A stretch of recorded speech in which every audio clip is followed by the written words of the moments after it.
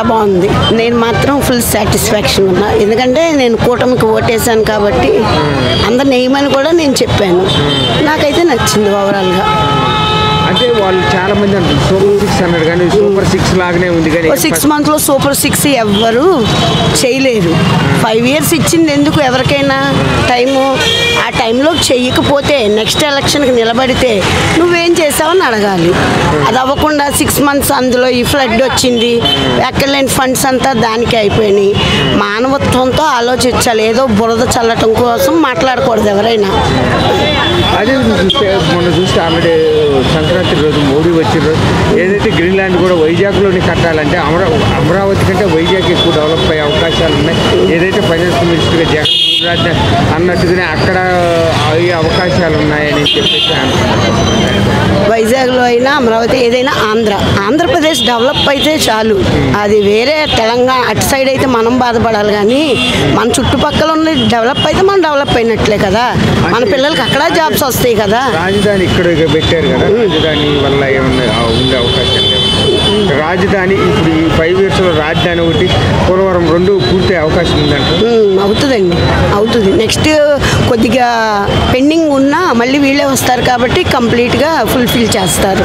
మాకు న్యాయం జరిగిద్దని ఆకాంక్షిస్తే. ఇప్పుడు మంచి హాట్ టాపిక్గా మారింది మేడం. ఏదైతే ఉందో ఆల్రెడీ డిప్యూటీ సీఎం పదవి లోకేష్కి ఇస్తే బాగుంటుంది అని చెప్పేసి మొన్న ఆల్రెడీ నాన్నగారు కూడా అనడం జరిగింది. అంటే ఇవన్నీ ఆలోచించకుండానే పవన్ గారికి ఇచ్చారంటారా? వాళ్ళ నాన్నగారు ఎన్ని ఇయర్స్ చేశారు, చంద్రబాబు నాయుడు గారు అంతా అవగాహన ఉండి తన కొడుక్కి ఇవ్వకుండా పవన్ గారికి ఇచ్చారంటే వాళ్ళకి ఒక మంచి ప్లానింగ్ ఉంది. తనకి ఎక్స్పీరియన్స్ లేదు, ఏజ్ అంతా లేదు, చదువు కూడా ఆయనకి ఐటీ శాఖ మంత్రి అయినా పవన్కు ఉండే నాలెడ్జ్ పవన్ గారికి ఉంది. ఆయన ఎలాగైనా డిప్యూటీ సీఎంకి తగిన న్యాయం ఆయన చేస్తున్నారు. అంటే కొంతమంది వైసీపీలు కూడా అంటారు ఏదైతే ఉందో పవన్ కళ్యాణ్ అంటే ఆవేశంగా మాట్లాడటమే కానీ ఆలోచించే విధానం తక్కువ అనేది. అదే ఆవేశానికి పోతే ఆయన్ని విమర్శించిన వాళ్ళు అందరి మీద రాళ్ల దాడులు అవన్నీ జరిగాయి. అవంతా లేకుండా ఆయన ఎంత కూల్గా ఉంటున్నారో. ఇది సినిమా కాదుగా ఆవేశపడటానికి, రియల్ లైఫ్ అది కనబడుతుంది. ఎవరో అన్నారని చెప్పి మనం కూడా విమర్శించకూడదు. మంచిని మంచి అని చెప్పాలి, చెడుని చెడని చెప్పాలి. అదే మళ్ళీ పవన్ కళ్యాణ్ ఇదే పొలిటికల్ కంటిన్యూ అయితే బాగుంటుంది. మూవీస్ కూడా చేస్తే బాగుంటుంది పవన్ కళ్యాణ్. అంటే కొద్దిగా సిగ్నేచర్ చేసినవి ఉంటాయి కదండి, అవి కంప్లీట్ చేసి కొన్నాళ్ళు రాజకీయాలు ఉండి మా అందరికీ న్యాయం జరిగేట్ చేసి తర్వాత మళ్ళీ ఆయన ఏజ్ క్యారెక్టర్లు చేసుకోవచ్చు. అది వదలకూడదు, ఇది వదలకూడదు. నేనేమవుతా చంద్రబాబు నాయుడు 7 నెలల పరిపాలన ఎలాగ చాలా సంతోషంగా ఉంది. బాగా తింటున్నాం, బాగుంది అభివృద్ధి. అంటే కొంతమంది అంటుంటారు, కొంతమంది గురించి కాదు నా గురించి చెప్పావు. సూపర్ 6 అని అన్నారు.